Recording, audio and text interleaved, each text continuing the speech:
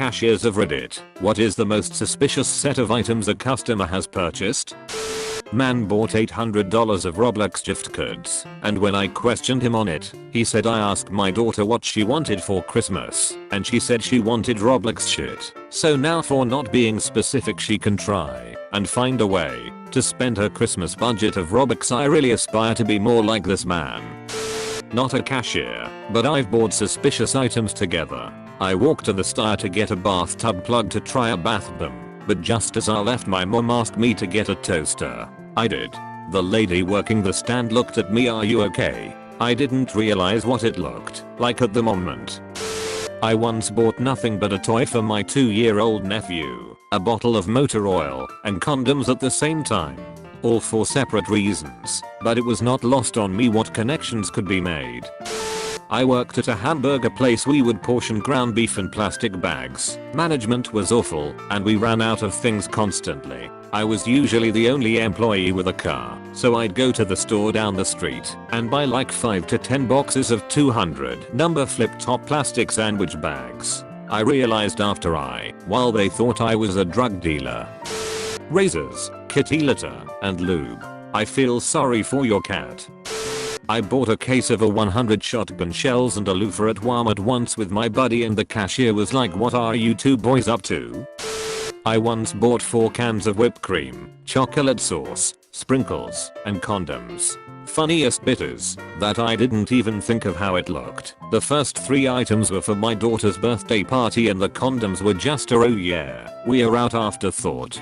The cashier, male, checked me out, then winked and said, "Now you have a nice night." And I sort of stared at him for a moment until my brain fired up and made the connection. Then I laughed and said, "Oh, don't worry, I will." My husband still makes fun of me.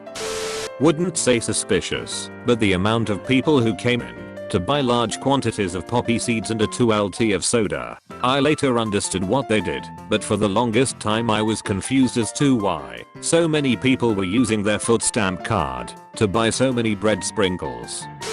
This is only one item. It's the circumstances that make it suspicious. My brother was driving along behind someone who hit a deer.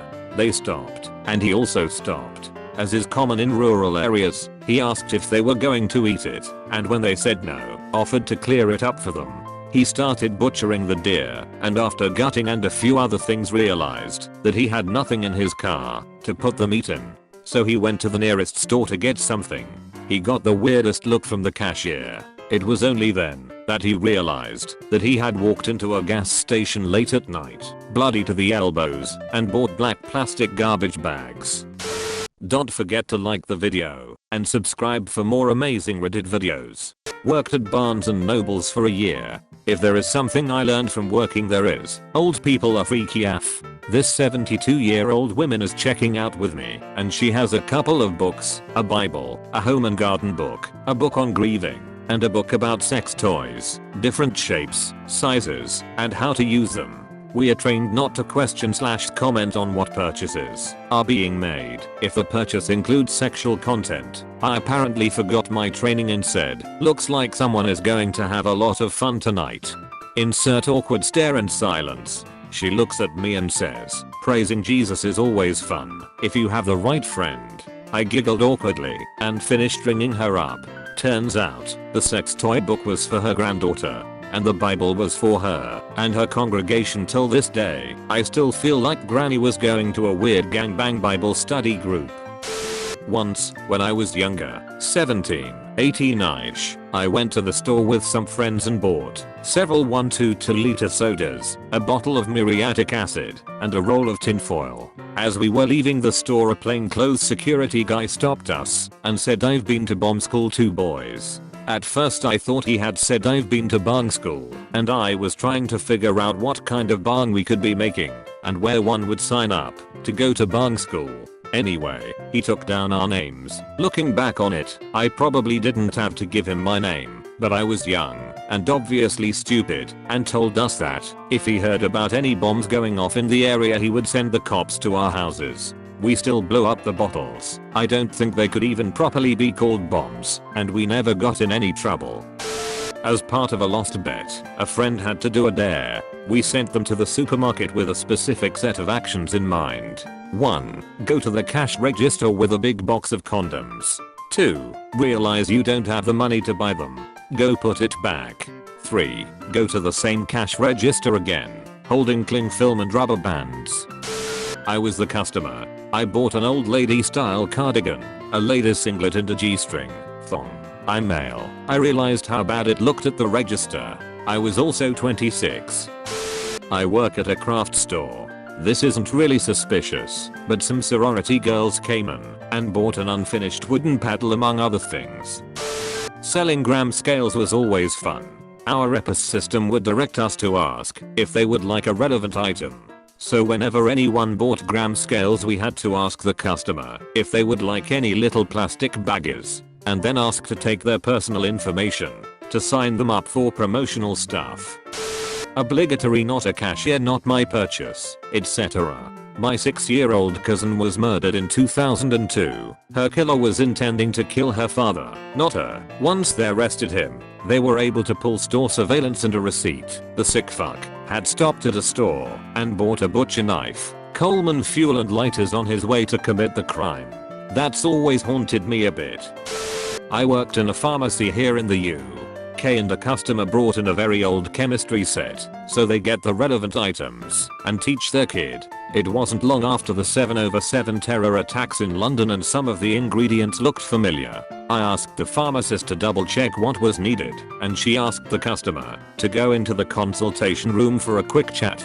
Turns out some of the ingredients could be combined to make heavily corrosive chemicals and in the worst instance a very crude explosive device. We denied him the sale and the guy never kicked up a fuss. Just laughed and asked that we throw the box away at our end. Someone bought 12 bunches of celery, 2 grocery bags full. Not sure what they were doing with it, because I don't know who eats that much celery. I'm not a cashier, but as a sex worker I'm ever so grateful for self-serve checkout. Always got, depending on the person, weird / cheeky / horrified looks when stocking up on various sizes of condoms, lubricant, sea sponges, sandwich bags, baby wipes and massage oil. Lol.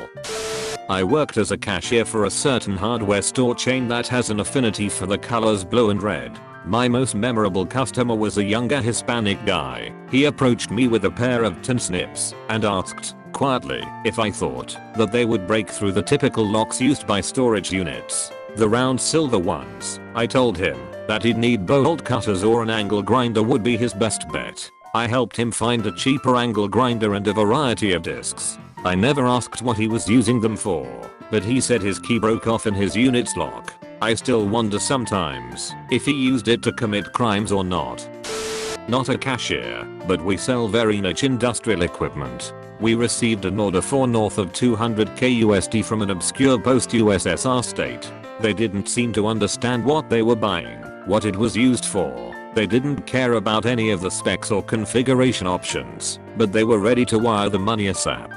They just wanted formal invitations into us for 12 people to come visit for training.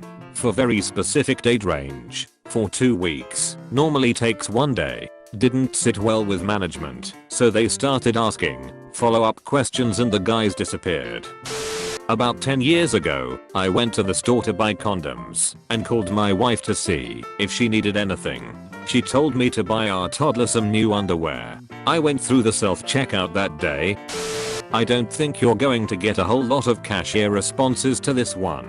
Having worked as a cashier for many years, I can say in all honesty that when you're doing it, you're totally on autopilot. Like, ask me the clue code for any vegetable you want. I absolutely won't know it. But put me on a register right now, and I could bang it out no problem.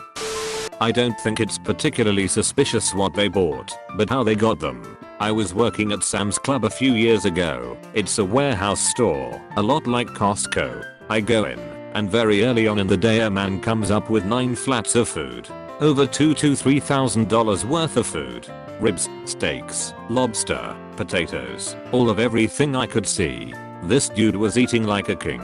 He then paid it off using only 8 food cards, multiple cards. I don't know how he got them, but he used at least 6 of them.